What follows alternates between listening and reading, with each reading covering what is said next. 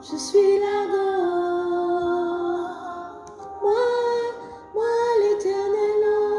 Moi l'éternel, je suis là-bas. Je ne donnerai point ma gloire aux idoles, ma gloire aux idoles, et mon honneur à un autre. Je ne donnerai point ma gloire aux idoles, ma gloire aux idoles, et mon honneur à un autre. Là-go, ton nom est grand, là-go, ton nom est grand, là-go, ton nom est grand, là-go, ton nom est grand. Là-go, ton nom est grand, là-go, ton nom est grand, là-go, ton nom est grand.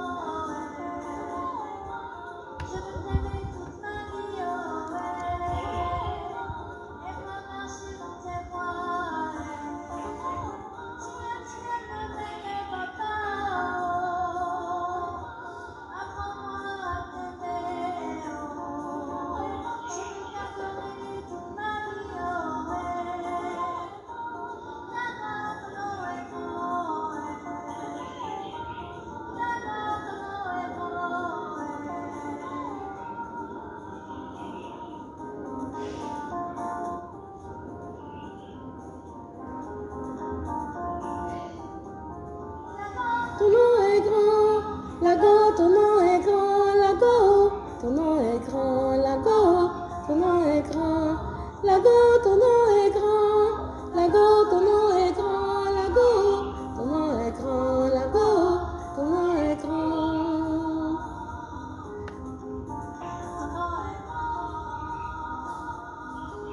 Là-go, ton nom est grand, là-go, ton nom est grand, là-go, ton nom est grand, là-go, ton nom est grand, là-go, ton nom est grand, là-go, ton nom est grand, là-go, ton nom est grand, là-go, ton nom est grand.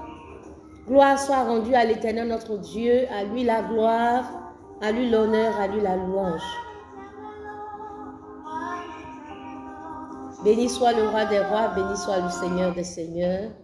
À lui soit la gloire, à lui soit l'honneur, à lui soit la louange, d'éternité en éternité. Nous bénissons le nom du Dieu vivant, nous élevons le Seigneur des seigneurs, nous glorifions l'Éternel le roi. À lui soit la gloire, à lui soit l'honneur, à lui soit la louange. Béni sois-tu notre Père et notre Dieu.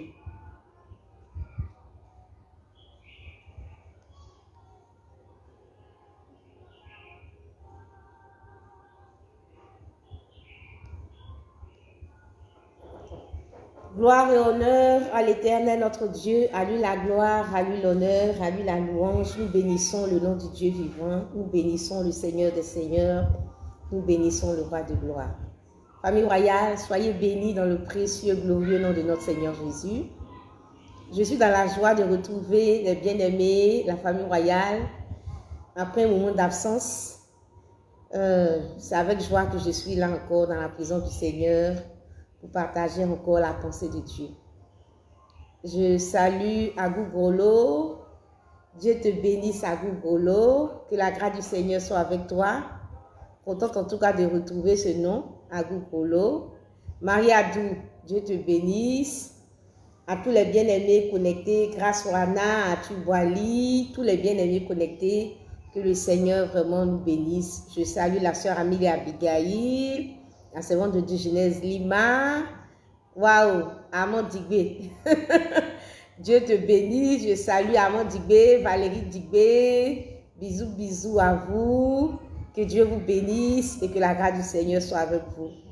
Soyez vraiment bénis de la part de l'Éternel, notre Dieu. Bien-aimés du Seigneur, nous allons partir dans les Écritures pour comprendre un mystère de la parole de Dieu. Donc, il s'agit de prêter l'oreille, d'écouter attentivement pour comprendre quelque chose, une leçon que le Seigneur veut nous donner en ce jour. Dieu nous bénisse, famille royale. Voilà, toute la place au Saint-Esprit pour nous parler, pour nous conduire dans la vérité de Dieu. Claude Kwasi, Gérard, Dieu te bénisse. Je suis contente en tout cas de te voir aussi sur ce direct. Dieu te bénisse. Voilà, bisous à toi, Claude Kwasi, Gérard, Armand Digbé, Valérie Digbé, Blanche Kwasi. Dieu vous bénisse à vous tous.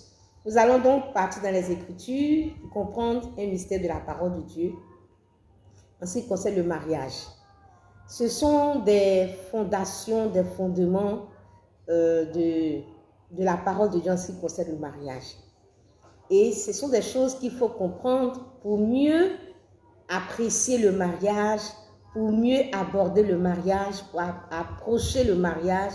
Il faut connaître ces vérités fondamentales qui sont des vérités spirituelles très importantes. Bien-aimés, nous avons compris dans la première vidéo que je vous encourage à écouter. La première vidéo en ce qui concerne le mystère du mariage. Cette première vidéo était intitulée « Dieu raconte son histoire ». Dieu raconte son histoire et à travers cette vidéo-là, le Seigneur nous a fait comprendre un certain nombre de choses. Nous avons compris que le mariage a été institué par Dieu parmi les hommes pour révéler Dieu. Je vous encourage en tout cas vivement, pour celui qui n'avait pas écouté cette vidéo, après ce direct à partir et puis écouter cette vidéo. Dieu raconte son histoire. Et donc, à travers cette vidéo, le Seigneur nous a donné une leçon. Nous avons compris quelque chose, que le mariage a été institué par Dieu parmi les hommes pour révéler Dieu, pour manifester Dieu, pour la gloire de Dieu. Nous avons compris à travers cette première vidéo que le mariage parmi les hommes a été conçu par Dieu sur le modèle de la relation de Dieu et son peuple, de Christ et de son Église.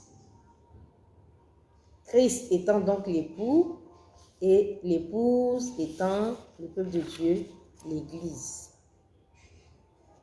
Bien-aimés, il est à noter, il est à retenir que Dieu et puis le mariage, il y a quelque chose de fort. C'est un mystère.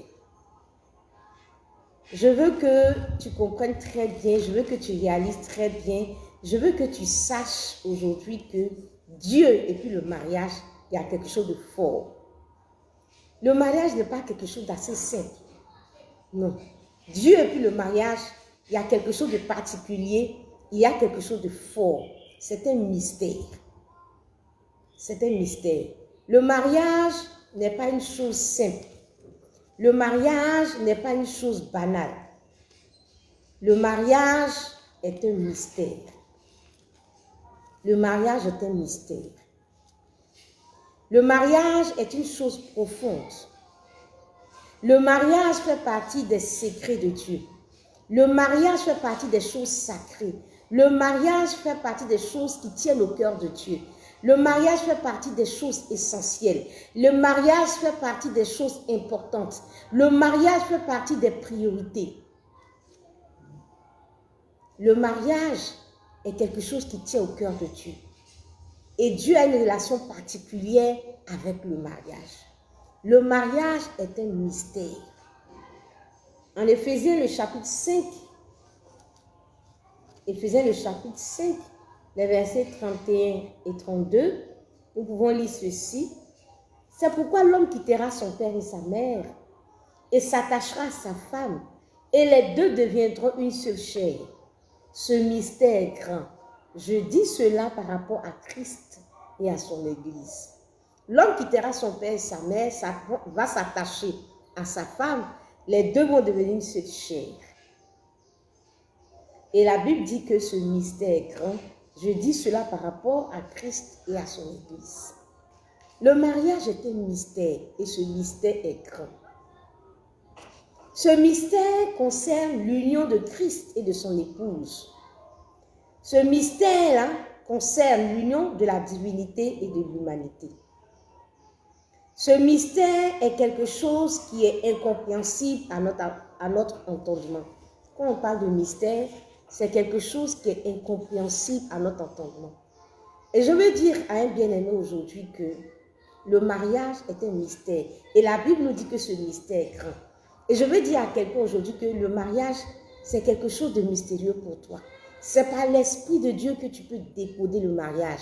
C'est par le Saint-Esprit que tu peux comprendre le mariage. C'est par l'Esprit de Dieu que tu peux comprendre le mariage.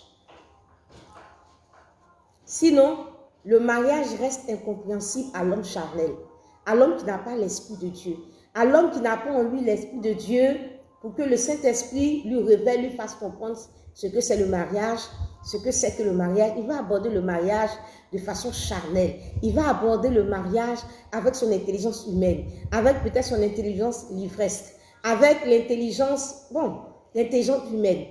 Mais il ne va pas vraiment comprendre la profondeur véritablement du mariage.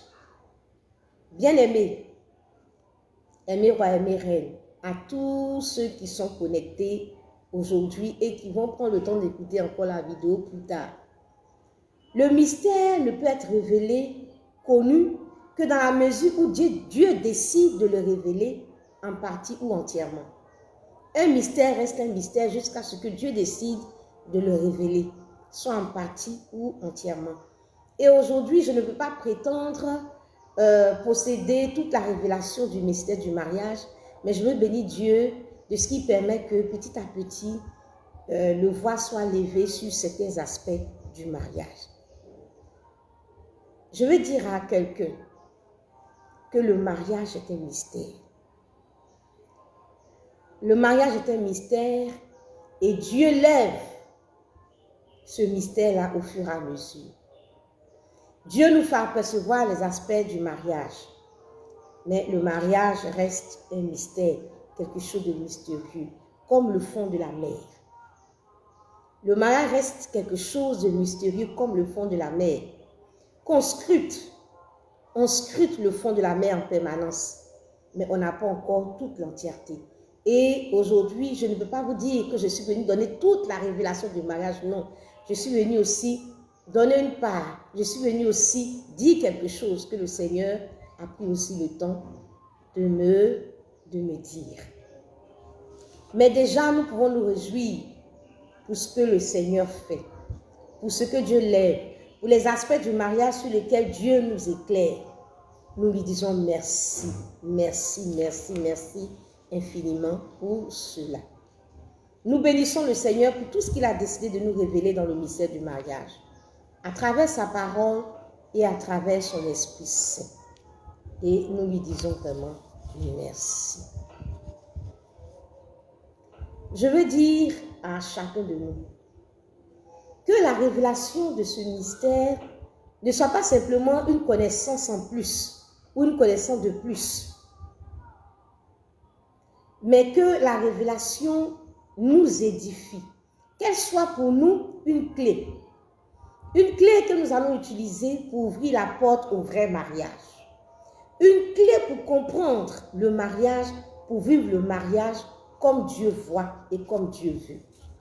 Bien-aimés, aujourd'hui, on se marie, on aborde le mariage, on vit en couple, mais sans comprendre véritablement le mariage. Le mariage est un mystère. Et il serait bon même qu'on puisse comprendre un tant soit peu le mariage avant d'entrer. Et bon, si cela n'a pas été aussi le cas, ce n'est pas bien grave. Mais on peut encore, pendant qu'on est dans le mariage, essayer de comprendre le mariage selon Dieu. Et si aujourd'hui on se retrouve dans une situation où peut-être on est divorcé, où on n'est pas dans le mariage, où on est veuf ou on est veuve, il est toujours bon de comprendre le mariage Et puis, pour que le Seigneur puisse prendre le temps encore de nous tracer la suite de ce que sera notre vie conjugale. Bien-aimés du Seigneur, je veux vous dire quelque chose. En Matthieu, le chapitre 28, le verset 19, la Bible nous dit ceci. Allez, faites de toutes les nations des disciples, les baptisant au nom du Père, du Fils et du Saint-Esprit. Les baptisant au nom du Père, du Fils et du Saint-Esprit. Je retiens essentiellement un élément dans ce verset que j'ai lu. Au nom du Père, du Fils et du Saint-Esprit. Au nom du Père, du Fils et du Saint-Esprit. Au nom du Père, du Fils et du Saint-Esprit. Écoute-moi bien pour comprendre ce que je veux te dire simplement aujourd'hui. Au nom du Père, du Fils et du Saint-Esprit. Nous connaissons le Dieu infiniment saint. Le Dieu infiniment grand. Mais je peux me permettre de dire que nous connaissons le Dieu 3 fois saint à travers le Père, le Fils et le Saint-Esprit. Nous avons l'habitude de prononcer cette phrase au nom du Père, du Fils et du Saint-Esprit. Et nous connaissons ce Dieu-là, je peux me permettre de dire 3 fois saint, avec qui nous avons une communion vivante. Nous vivons la communion avec le Père, nous vivons dans la communion du Fils et dans la communion du Saint-Esprit. Et nous avons donc une révélation entière, complète de Dieu à travers le Père, le Fils et le Saint-Esprit. Et nous l'adorons tel qu'il est, tel qu'il s'est révélé en tant que Père, Fils et Saint-Esprit. Et nous l'honorons, nous l'adorons, nous le glorifions en tant que Père, Fils et Saint-Esprit. Et je veux que tu écrives Père, Fils, Saint-Esprit.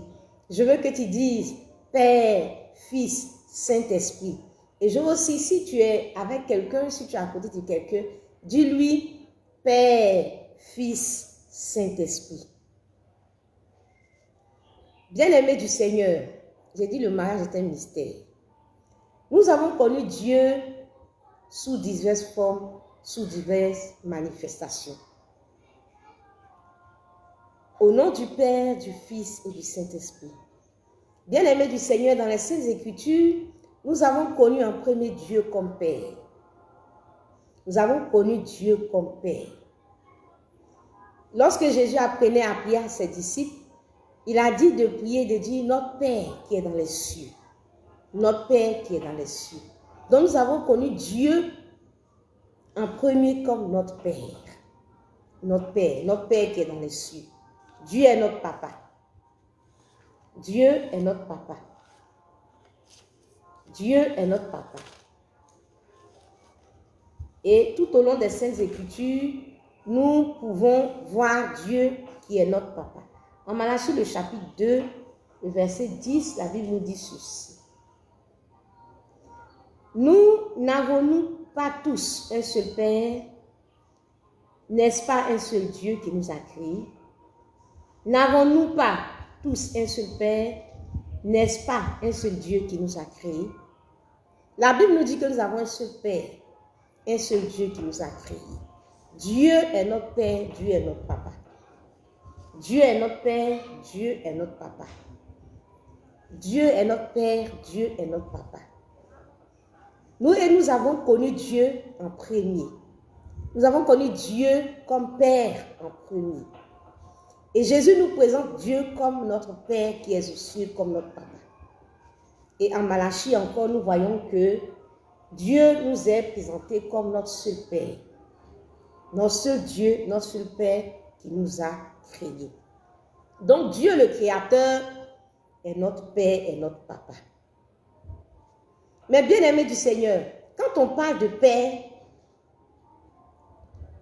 cela a un sens. Un Père, c'est un homme qui a engendré, qui a donné naissance à un ou plusieurs enfants. Un Père, c'est un homme qui a engendré un ou plusieurs enfants. Un Père, c'est un homme qui a engendré, qui a donné naissance à un ou plusieurs enfant. On parle donc de père de famille. Donc, dans la Bible, dans la parole du Seigneur, Dieu se révèle dans un premier temps comme un père. Un père. Comme un père. C'est-à-dire comme un homme qui a enfanté, qui a donné naissance à un enfant ou à plusieurs enfants. Donc, Dieu se révèle, Dieu se présente comme un père de famille. Dieu se présente comme un père de famille. Dieu se révèle comme un père de famille. Jésus nous l'a présenté comme un père de famille. Donc, Dieu se révèle comme un homme qui a un ou plusieurs enfants. Dieu se révèle comme un homme, comme un père de famille. Bien-aimé du Seigneur, je veux préciser, avant de continuer, que Dieu est Dieu, Dieu n'est ni homme ni femme. Dieu n'est ni homme ni femme. Mais je dis Dieu se révèle, Dieu se manifeste. Il se révèle comme un père de famille, comme un homme qui a un ou plusieurs enfants. Dieu se révèle comme un père de famille. Dieu se manifeste comme un père de famille. Bien-aimé du Seigneur, Dieu donc joue le rôle d'un papa. Dieu se met dans la peau d'un papa. Dieu se révèle comme un papa, comme un homme. Dieu joue le rôle, il prend la place, il se met dans la peau d'un homme, d'un papa de famille, d'un père de famille. Il est donc dans la peau d'un composant de la famille. Bien-aimé, écoutez très bien ce message attentivement pour que vous puissiez percevoir ce que je veux vous donner comme leçon de ce jour. Dieu s'est révélé comme Père, comme Fils, comme Saint-Esprit. Dieu s'est révélé comme Père, comme Fils, comme Saint-Esprit. Et nous voyons que dès le départ, Dieu s'est révélé comme un Père. Et un Père, c'est un homme qui a donné naissance à un enfant ou à plusieurs enfants. Donc Dieu se révèle d'abord en premier comme un Père. Dieu se révèle comme un composant de la famille. On retrouve un père dans une famille. Dans une famille, le père est celui-là qui a donné naissance à un ou plusieurs enfants. Donc Dieu se révèle comme un membre d'une famille. Dieu se révèle comme un père. Et il se met dans la peau de père, d'un homme, d'un père de famille. Dieu est le père. Et on parle de père dans une famille. Et je peux donc dire, dans le cas d'une famille, si nous sommes dans un cas d'une famille, on peut donc dire que Dieu, il est l'homme de la famille, il est le père, il est l'époux, il est le papa. Dieu est le papa, Dieu est l'époux, Dieu est l'homme de la famille, il est le père de la famille. Et c'est un constat que je fais. Dieu se révèle comme un père, comme un époux, comme un homme, comme un père de la famille. Dieu se révèle comme un membre de la famille. Bien-aimé du Seigneur, quand j'ai lu le passage de Matthieu, j'ai attiré votre attention sur le Père, le Fils et le Saint-Esprit. Le Père, le Fils et le Saint-Esprit. Et dans un premier temps, nous voyons que Dieu s'est révélé comme un papa, comme un père, comme un papa. Bien-aimé du Seigneur, je continue et il y a Dieu qui se révèle comme un papa. Il y a aussi le Fils. Et tout au long des Écritures, nous voyons que Dieu se révèle aussi comme un Fils. Dieu se révèle comme un papa. Dieu se révèle aussi comme un Fils. En Matthieu, le chapitre 1, le verset 23, la Bible nous dit ceci. Voici la Vierge sera enceinte, elle enfantera un fils, on lui donnera le nom d'Emmanuel. La Vierge sera enceinte, elle va enfanter un fils, on lui donnera le nom d'Emmanuel, ce qui signifie Dieu avec nous. Ce qui signifie Dieu avec nous.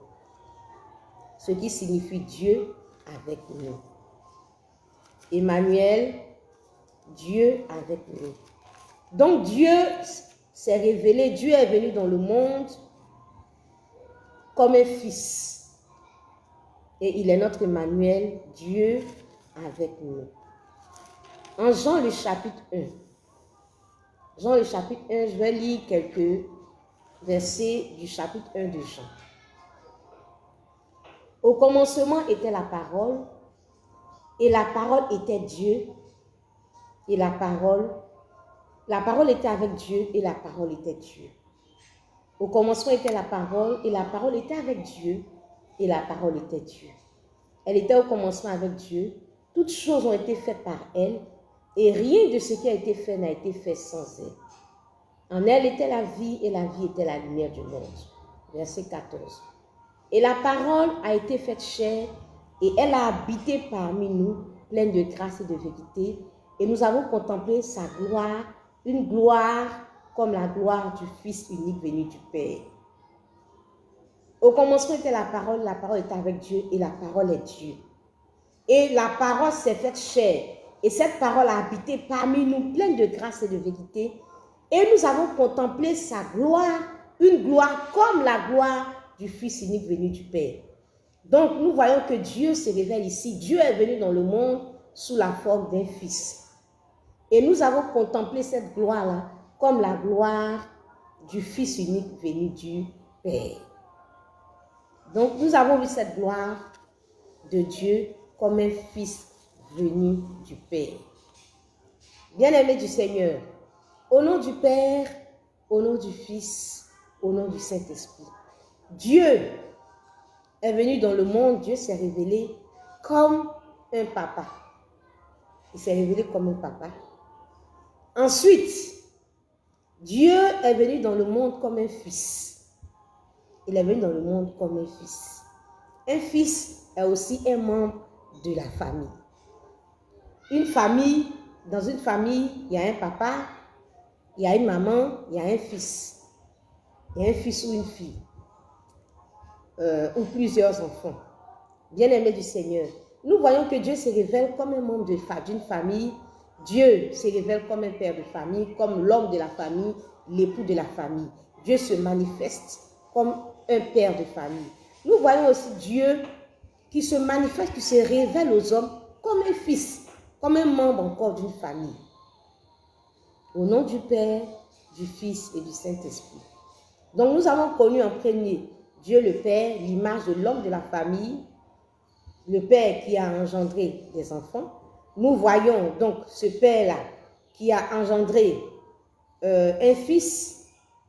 Nous voyons donc Dieu qui vient se présenter, se révéler aux hommes sous la forme d'un fils.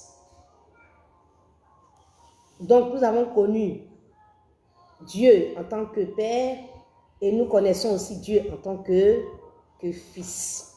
Donc Jésus est comme le fils de la famille. Nous voyons donc une famille qui commence à se dessiner. Nous voyons un père de famille. Nous voyons un père de famille. Nous voyons l'enfant de la famille. Nous voyons le père de famille qui est Dieu le Père. Nous voyons le fils de la famille qui est Jésus. Je peux dire à ce stade du message, à ce stade de la révélation, on peut dire qu'il y a quand même une déception parce qu'on voit le Père, on voit le Fils, mais on ne voit pas de femme. Pour qu'il y ait famille, il faut qu'il y ait une femme. Or, à ce stade de la révélation, on se retrouve avec le Père, le Fils. Il ne nous reste que le Saint-Esprit. Donc, on peut dire que malheureusement, on peut dire qu'il n'y a pas de femme. Pour qu'une famille soit constituée, il faut qu'il y ait l'homme, il faut qu'il y ait la femme et il faut qu'il y ait l'enfant. Et on se serait trouvé dans une famille.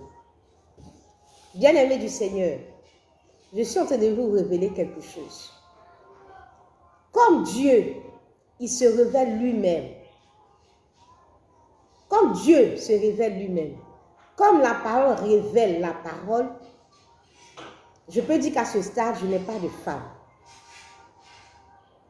Je n'ai pas de femme. Je vois Dieu, le Père de famille, l'homme, l'époux.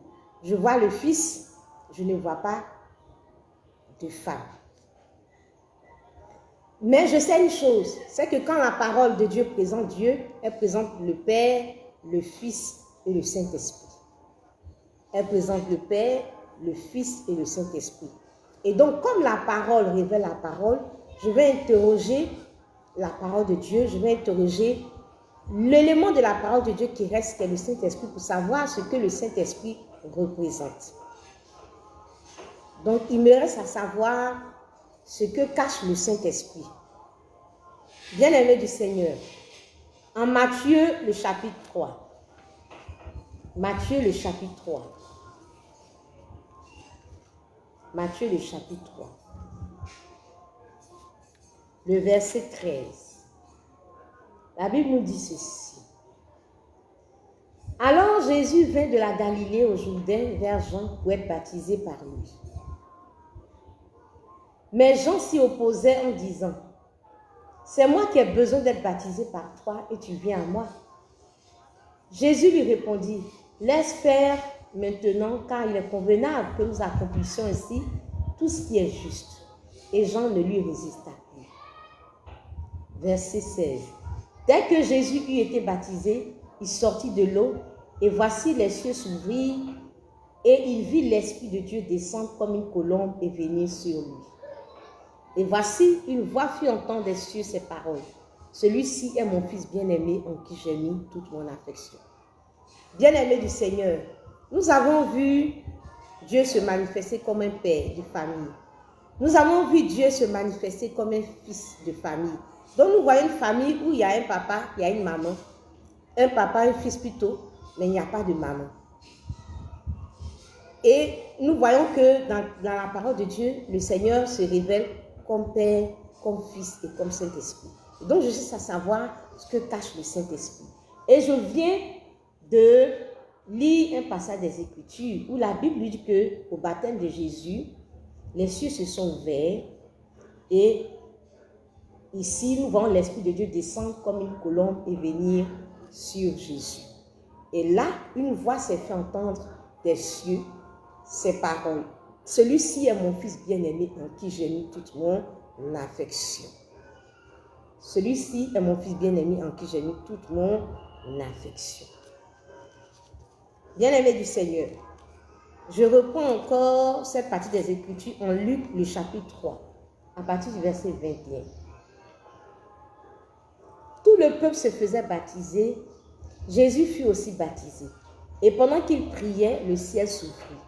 Et le Saint-Esprit descendit sur lui sous une forme corporelle, comme une colombe. Et une voix fit entendre du ciel ces paroles, « Tu es mon Fils bien-aimé, en toi j'ai mis toute mon affection. » Le Saint-Esprit est descendu sur lui sous une forme corporelle, comme une colombe. Le Saint-Esprit est descendu sur lui sous une forme corporelle, comme une colombe.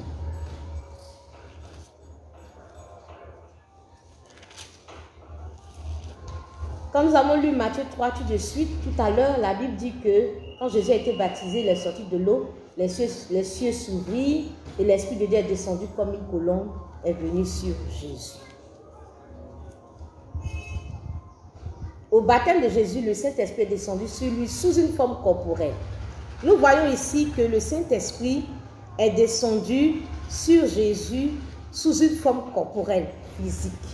Et quelle est la forme physique que le Saint-Esprit a pris? C'est la forme d'une colombe.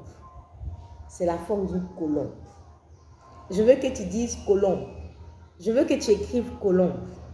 Le Saint-Esprit est descendu sous une forme corporelle et le Saint-Esprit a pris une forme de colombe. Le Saint-Esprit s'est révélé comme une colombe. Le Saint-Esprit s'est manifesté comme une colombe. Le Saint-Esprit s'est fait voir comme une colombe. Le Saint-Esprit s'est fait connaître comme une colombe. Il s'est fait voir comme une colombe. Il y a eu une manifestation du Saint-Esprit. Une manifestation du Saint-Esprit. Tel que le Saint-Esprit s'est révélé, il s'est révélé sous une forme colombe.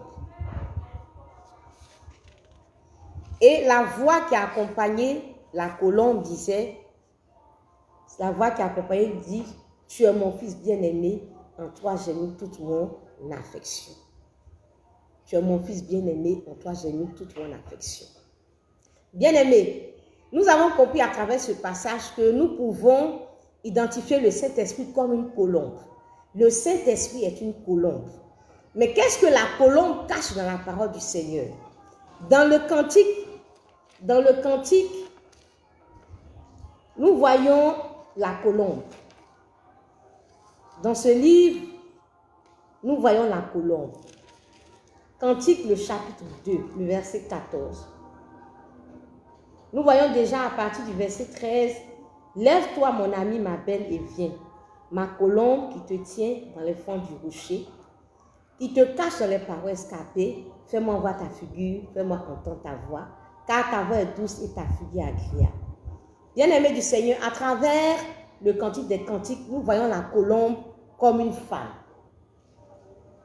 Ma colombe qui te tient dans les fonds du rocher. Cantique, le chapitre 6, à partir du verset 8. La Bible nous dit, il y a 60 reines, 80 concubines et des jeunes filles sans nombre. Une seule est ma colombe, ma parfaite. Elle est l'unique de sa mère, la préférée de celle qui lui donna le jour. Les jeunes filles la voient et la disent heureuse, etc., etc. Nous voyons clairement dans le cantique des cantiques que la colombe est une femme. Donc, dans la parole du Seigneur, Dieu représente la colombe comme une femme. Et si le Saint-Esprit prend une forme de colombe, et si le Saint-Esprit donc se révèle comme une colombe, alors nous pouvons tirer une conclusion dans le contexte dans lequel nous sommes. Le Saint-Esprit dans ce contexte révèle la partie féminine de la famille que Dieu est en train de révéler. Dans notre contexte, en révélant au nom du Père, du Fils et du Saint-Esprit, Dieu est en train de révéler une famille. Mais cette famille que le Seigneur est en train de révéler, nous voyons un Dieu le Père, nous voyons un Dieu le Fils. Nous ne voyons pas, nous voyons le Père, nous voyons le Fils, nous ne voyons pas une mère. Mais nous savons que le seul élément qui reste, qui est inconnu, c'est le Saint-Esprit. Et donc nous avons cherché à comprendre qu'est-ce que le Saint-Esprit peut cacher. Et nous avons compris qu'au baptême de Jésus, le Saint-Esprit est descendu sous forme colombe. Et dans la parole de Dieu, nous avons cherché à savoir qu'est-ce que cache la colombe. Et dans le livre des Cantiques, nous voyons que la colombe est une femme. La colombe est une femme. Et donc, à travers la manifestation de la colombe, nous pouvons voir une femme, nous pouvons voir une femme. Et donc, je peux donc dire, révéler ce mystère, et je peux donc dire que le Saint-Esprit dans ce contexte est considéré, entre guillemets, comme la famille féminine, la partie féminine de la famille que Dieu est en train de révéler. Il se révèle comme un homme, il se révèle comme un enfant et il est en train de se révéler à travers le Saint-Esprit comme une mère. Dieu se révèle comme un père de famille, comme un homme. Dieu se révèle comme un enfant. Et à travers la colombe, à travers le Saint-Esprit, Dieu se révèle aussi comme une mère, comme une femme. C'est pourquoi, quand Jésus devait naître,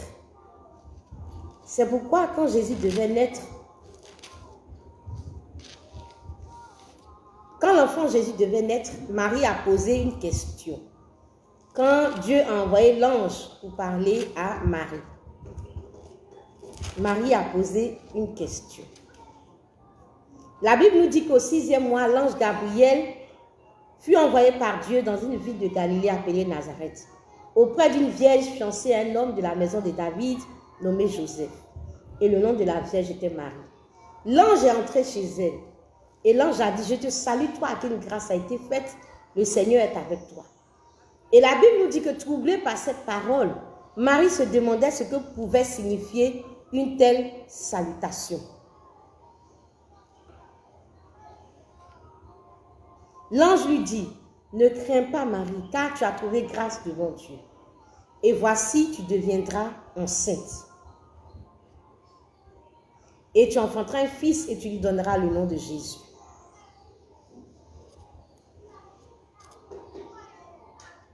Tu lui donneras le nom de Jésus. Il sera grand et sera appelé fils du Très-Haut.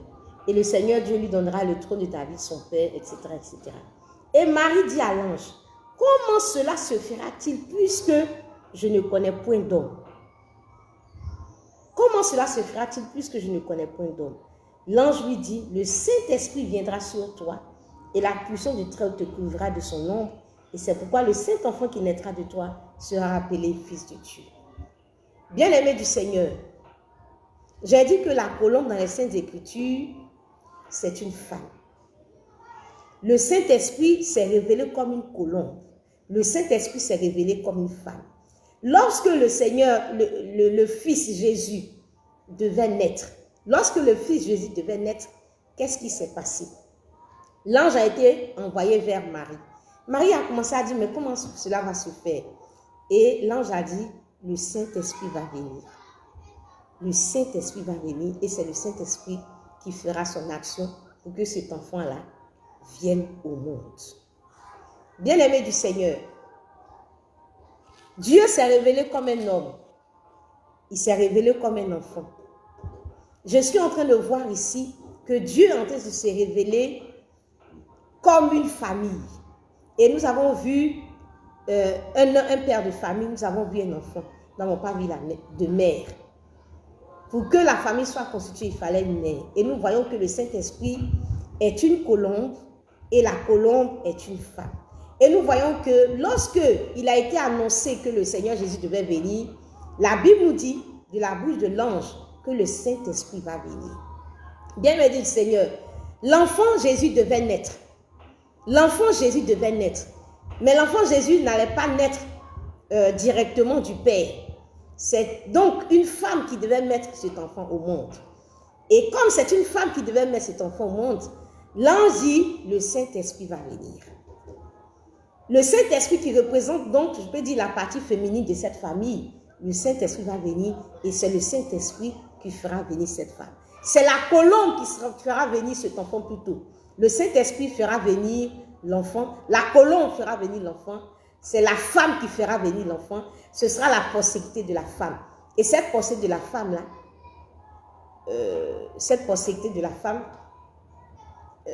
qui est Jésus, viendra donc à partir de la femme entre guillemets, qui est le Saint-Esprit.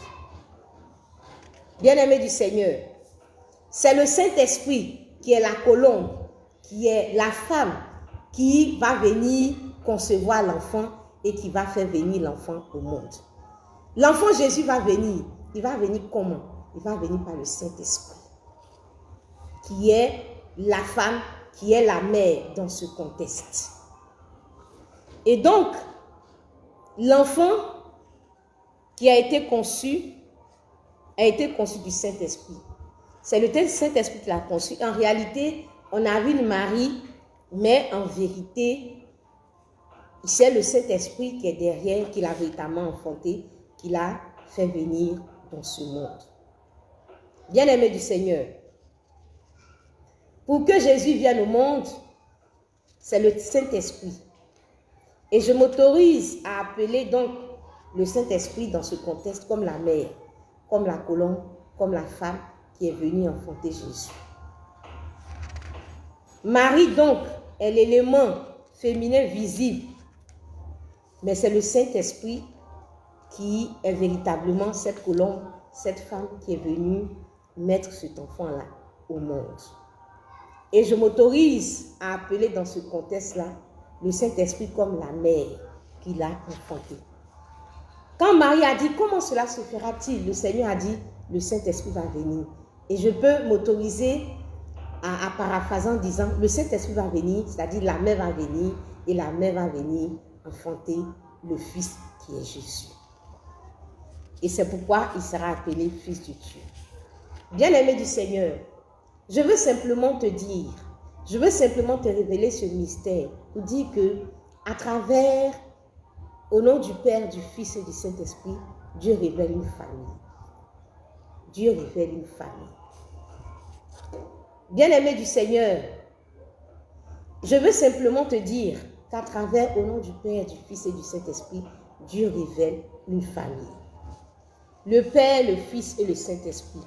Dieu se révèle comme une famille. Dieu se révèle comme une famille. Et c'est pourquoi Dieu peut s'asseoir et puis Dieu peut dire, faisons l'homme à notre image. Dieu se révèle comme une famille.